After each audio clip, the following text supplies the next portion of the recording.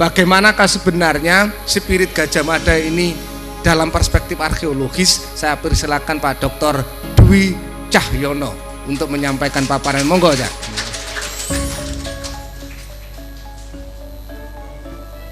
Assalamualaikum warahmatullahi wabarakatuh.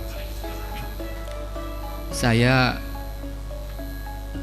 mengaturkan terima kasih kepada Pak Bupati, Pak Parto, dan para peserta seminar sekalian. Pada kesempatan ini saya mengangkat tulisan ini merupakan upaya eksploratif tahap awal. Harapannya tidak hanya berhenti di sini, tetapi pada kesempatan lain kita bisa meningkatkan sehingga misteri Lamongan pada masa lalu diharapkan bisa lebih terkuak. Saya mengangkat judul tulisan adalah Arkeologi Ekologi Kawasan Apit Bangawan Brantas dan Solo.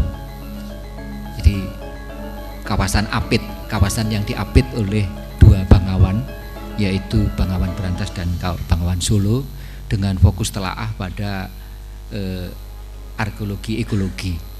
Anak judul yang saya coba angkat adalah Dari Lamongan lewat Erlangga dan Gajah Mada untuk Nusantara.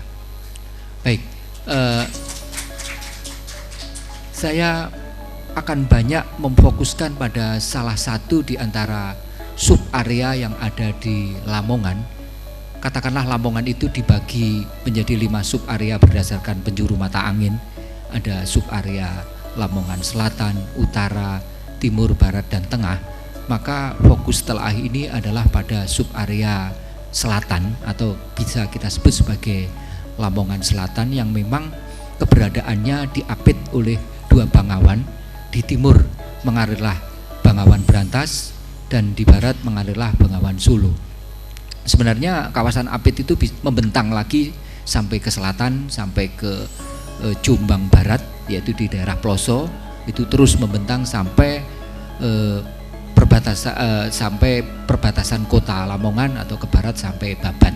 Nah, ini kami sengaja fokuskan karena kalau kita lihat perkembangan di Lamongan sekarang ini, kawasan yang kita sebut sebagai Lamongan Selatan ini, mohon maaf, memang lebih tertinggal kalau kita bandingkan dengan sub-sub kawasan lain, gitu ya. Bahkan kesannya Lamongan Selatan ini terpencil, terisolir, bahkan tidak strategis. Benarkah kawasan ini memang merupakan kawasan yang tidak strategis sepanjang masa? Saya akan mencoba untuk meneropong dari sumber-sumber data sejarah. Nah, sebelumnya kembali kepada latar geografisnya. Lamongan Selatan itu seperti yang saya katakan tadi diapit oleh dua bangawan besar, yaitu Bangawan Solo dan Brantas. Dan satu hal lagi yang tidak kalah pentingnya, selain dua bangawan itu ada sungai-sungai lain yang nantinya juga bermuara ke salah satu dari bangawan ini. Dan salah satu yang tidak kalah pentingnya itu adalah Kali Lamong, sungai yang sangat legendaris bagi Lamongan. Bahkan nama Lamongan sendiri yang sekarang dipakai sebagai nama daerah, nama kabupaten itu sangat boleh jadi berasal dari kata Lamong, yang merupakan nama sungai yang ada di Lamongan Selatan. Tuknya, mata airnya ada di Lamongan Selatan. Nah, tidak jauh dari Lamongan Selatan ada satu bukit yang sebenarnya merupakan kemuncak dari Gunung Kapur Tengah, atau kita sebut sebagai Kendeng. Sebenarnya ada dua puncak di situ, yaitu Puncak Kabuh dan Puncak Pucangan. Nama lamanya Pugawat dalam prasasti Pucangan, yang ada prasasti yang namanya Pucangan, dan dalam prasasti Pucangan itu disebut juga ada desa yang bernama Pucangan. Jadi ada Pucangan, Barahem, dan Bapuru. Itu adalah prasasti yang dikeluarkan oleh Erlangga tahun 1041. Sayang prasasti itu, mohon maaf Pak, kita tidak tahu, artinya tidak bisa melihat setiap saat. Kalau kita ingin melihat mesti ke Kalkuta, karena prasasti ini dibawa ke Kalkuta, sehingga kita seringkali menyebut dengan prasasti Kalkuta. Prasasti ini ditemukannya tidak di Gunung Pujangan, tetapi di Penanggungan. Yang menarik, isinya itu bukan berkaitan dengan tempat-tempat yang ada di Gunung Penanggungan, melainkan tempat-tempat yang ada di Pugawat, yaitu di Gunung Pujangan atau Bukit Pujangan, yang lokasinya berbatasan antara Lamongan dan Jombang. Salah satu lembahnya ada di Jombang, lembah yang lain yang terutama yang di utara itu ada di Lamongan. Gunung ini sangat penting bagi Lamongan. Keberadaannya tidak jauh dari Kali Lamong. Temuan-temuan arkeologis banyak sekali kedapatan di sekitar gunung ini, di sekitar Gunung Pujangan. Mulai prasasti-prasasti dari masa Erlangga, kemudian berlanjut sampai dengan periode awal Jenggala, dan pada masa Majapahit itu banyak kedapatan di sini, terutama di Lamongan itu adalah di Kecamatan Ngimbang. Oleh karena itu, mengapa perhatian ini saya sengaja tujukan kepada dua daerah ini. Nah, kalau kita lihat bentang alamnya, daerah ini memang relatif terkurung oleh apitan dua sungai besar, kemudian di punggungnya itu membentang Gunung Kendeng atau Gunung Kapur Tengah, kemudian juga bertebar hutan. Tadi Pak Bupati menyebut bahwa hutan di Lamongan itu kurang lebih 18%, Pak ya. Nah, ini dari sekian persen dari 18% itu ada di Lamongan Selatan,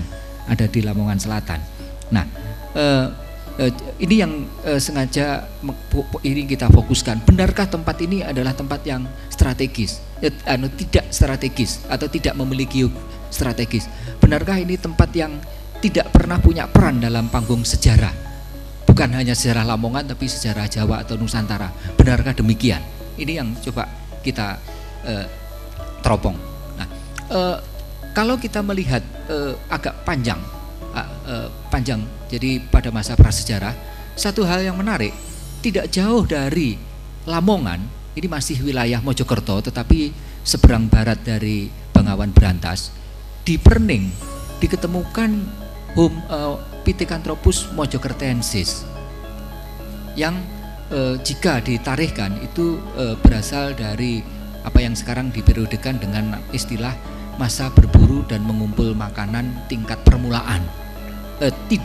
Usianya hampir sezaman dengan kalau di Jawa Tengah itu ada Homo soloensis, kalau di daerah selatan di Tulungagung Selatan itu Homo wajakensis, itu sedikit lebih muda tetapi hampir seusia gitu, yang setidak-tidaknya hampir sama dengan Homo soloensis, baik yang ditemukan di Sangiran, di Sambung Macan, di beberapa tempat di Das Brantas. Jadi jika di Das Brantas memiliki Homo soloensis, maka di Das Bengawan Solo mempunyai Homo soloensis, maka di Das Brantas memiliki Homo wajakensis. Lokasi Perning tidak jauh dari Lamongan Selatan ya. Pada masa berikutnya bukan tidak mungkin generasi keturunan Homo mojokertensis ini kemudian menyebar. Ada beberapa di antaranya yang melintasi pegunungan Kendeng Tengah sampai ke lembah di sebelah baratnya, dan mereka bermukim di daerah-daerah yang kemudian kita kenal sebagai jalur tengah, jalur transportasi darat tengah antara Ploso dengan Babat. Ada beberapa di antaranya yang tinggal di kawasan Jombang bagian barat, yaitu mulai dari Ploso sampai dengan Kabuh, tetapi juga bukan tidak mungkin ada di antaranya yang bermukim di daerah Lamongan, mulai dari Ngimbang dan seterusnya sampai ke arah utara. Nah, tempat-tempat yang dipilih khususnya adalah tempat-tempat yang memiliki sumber air. Di Lamongan Selatan, kendati pun boleh dikatakan kawasan Gunung Kapur, tetapi ada sumber-sumber air, dan sampai sekarang bagi masyarakat Lamongan sumber air demikian pentingnya. Apakah itu yang namanya balong, apakah yang namanya joblang, apakah yang namanya sendang, atau yang lebih kecil lagi belik, itu merupakan tempat-tempat yang penting. Salah satu sendang yang saya sebut terkait dengan Ngimbang itu adalah Sendang Rejo, yang sekarang itu menjadi nama desa. Dan yang menarik, di Sendang Rejo juga diketemukan prasasti, yaitu prasasti tahun 1043, prasasti Sendang Rejo. Dulu prasasti ini ditemukan di desa yang bernama Pasar Legi. Ketika itu Pasar Legi itu masih di wilayah Kecamatan Sambeng. Tetapi sekarang nama Pasar Legi itu kemudian berubah menjadi Sendangrejo dan masuk di Ngimbang. Nah, memang di Sendangrejo juga terdapat sendang besar. Karena itu namanya Sendangrejo.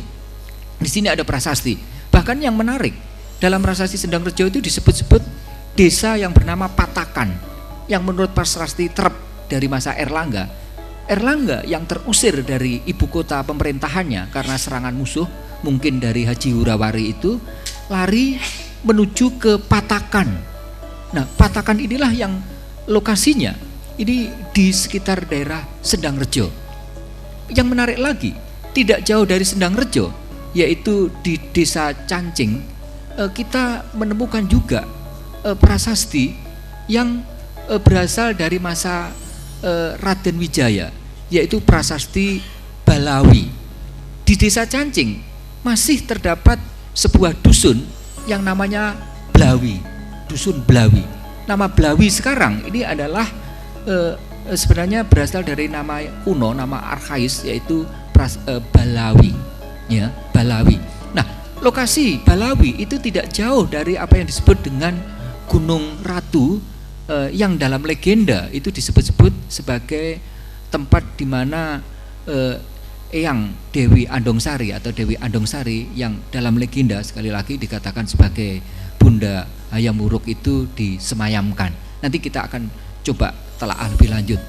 Nah, tidak jauh dari Sendangrejo juga terdapat prasasti, bukan hanya satu prasasti, berturut-turut 4 prasasti, mulai dari masa Hayam Wuruk sampai dengan raja penggantinya sama dengan Wikramawardhana.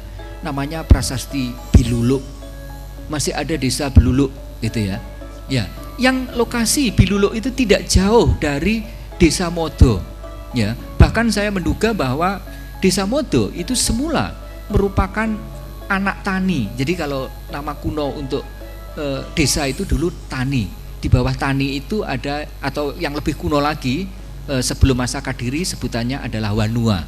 Nah, di bawah Wanua atau Tani itu ada kesatuan administratif yang lebih kecil lagi. Kalau sekarang namanya dukuh atau dusun, namanya anak Tani atau anak Wanua.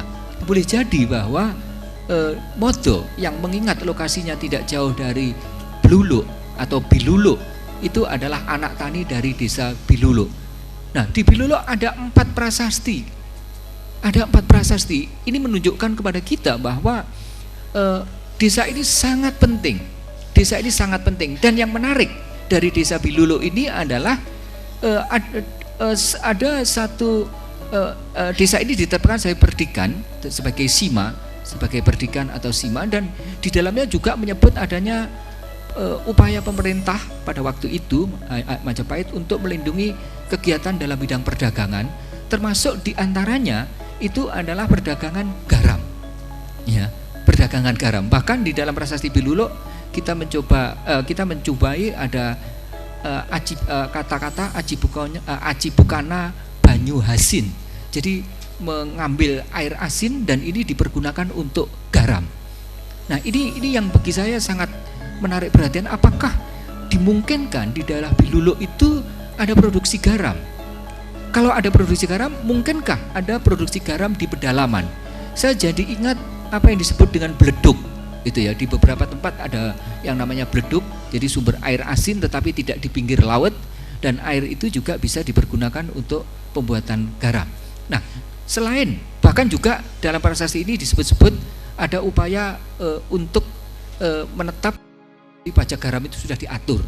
Nah, areal garam yang lain yang disebut-sebut juga di daerah ini adalah di desa yang namanya Tanggulunan.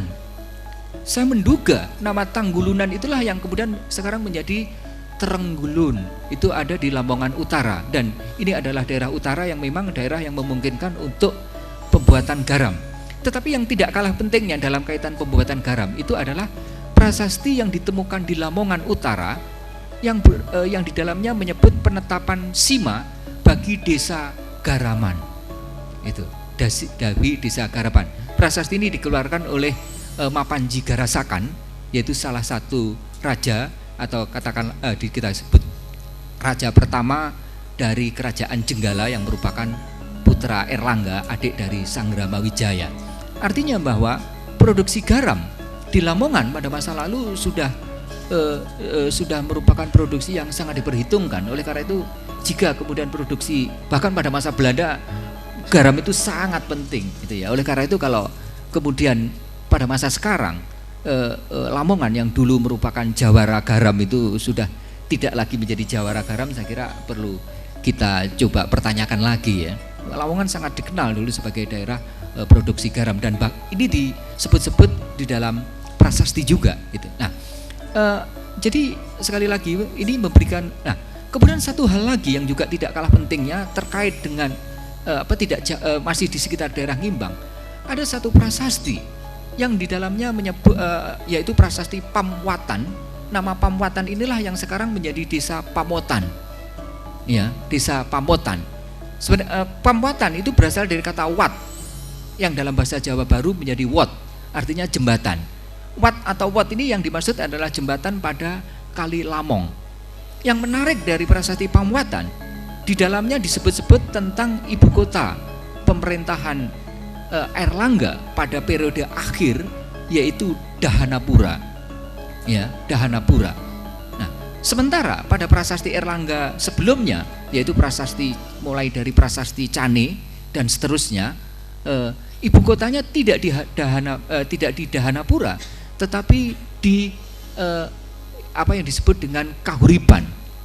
Ya, Kahuripan itu adalah nama ibu kota, bukan nama kerajaan. Kita seringkali salah dengan mengatakan bahwa Erlangga adalah Raja Kahuripan. Bukan. Erlangga adalah raja terakhir dari kerajaan Mataram.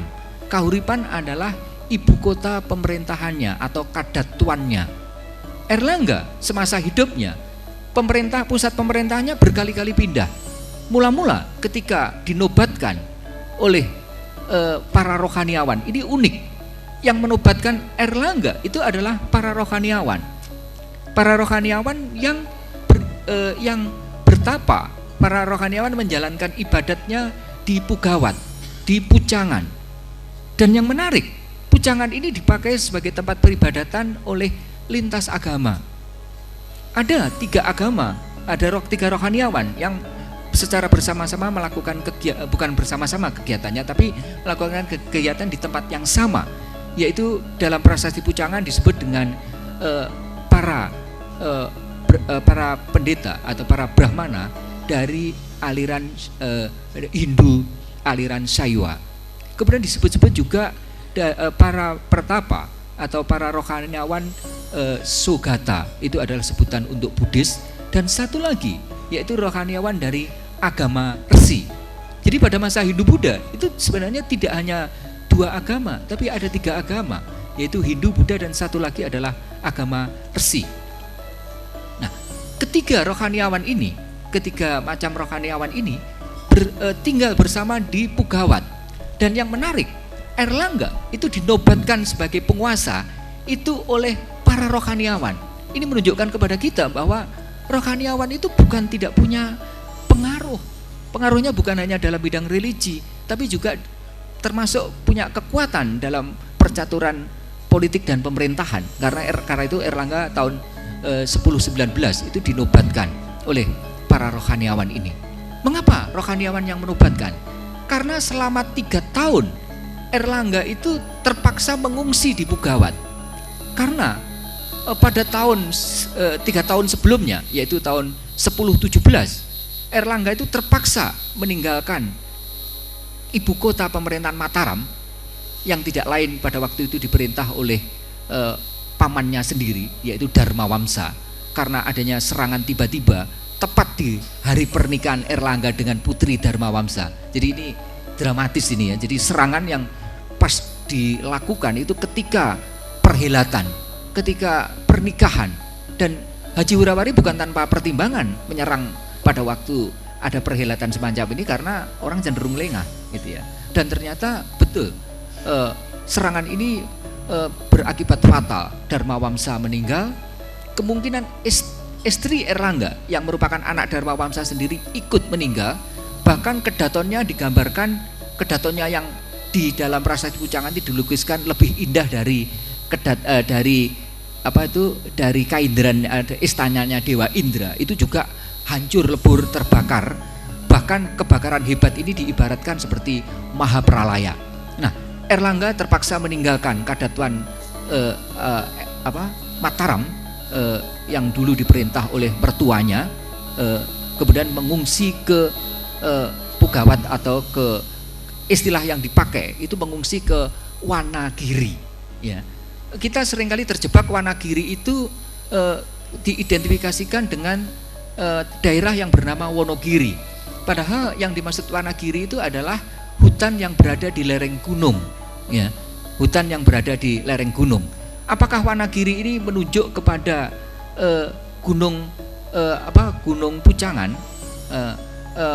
Sutterheim memang mengidentifikasikan Pugawat itu dengan Pucangan. Tapi bukan hanya sekedar identifikasi ahli. Yang menarik begini, ketika Erlangga itu tinggal dalam perlindungan, bimbingan, bahkan kemudian dinobatkan oleh rohaniawan itu pernah bernazar, jika nanti suatu saat menjadi raja, maka Erlangga akan memberikan anugerah, membangunkan fasilitas peribadatan kepada rohaniawan ini. Dan ternyata itu dipenuhi. Pada tahun 1041 Erlangga mengeluarkan prasasti Pucangan yang antara lain isinya adalah membangunkan tempat pertapaan disertai dengan asrama yang pada prasasti itu disebut dengan istilah Sriwijaya Asrama. Jadi asrama yang ada di dalam hutan, ya, karena itu memang di Wanagiri, ya, lokasinya di hutan yang bergunung, dan diperuntukkan bagi para pertapa yang dulu pernah membantunya, pernah melindunginya, membimbingnya untuk beribadat kepada dewa-dewa, bahkan menobatkannya sesuai dengan nazarnya. Tapi jangan lupa bahwa di sekitar Gunung Kabuh, yaitu di Sendang, di kecamatan di Kabuh, yaitu di desa Sumbergondang, ada desa yang ada dusun yang bernama bukan Dander saja, tapi dekat sekali, yaitu Bedander. Kami sudah melakukan penelitian di sini dan ternyata banyak diketemukan tinggalan-tinggalan arkeologis, ya, tinggalan-tinggalan arkeologis.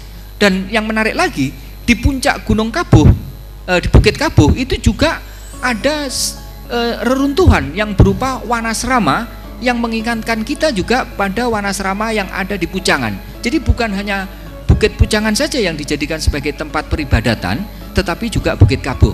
Nah, jadi yang menarik perhatian kita dalam kaitan ini, yang terakhir, apa kaitannya dengan Gajah Mada, bahwa Gajah Mada ini ada satu momentum yang sangat penting, yaitu momentum Badander 1335, yaitu ketika Gajah Mada menyelamatkan Jayanegara dari pemberontakan yang dilakukan oleh Kuti yang pada waktu itu berhasil menduduki Wilatikta atau Wilwatikta, istana Majapahit.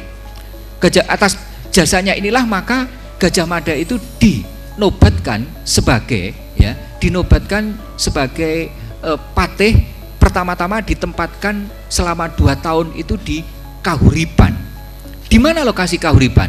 Kahuripan semestinya kita lokasikan di Lamongan Selatan. Karena di Lamongan Selatan ada satu sendang yang sangat menarik untuk kita cermati, yaitu sendang Kuripan.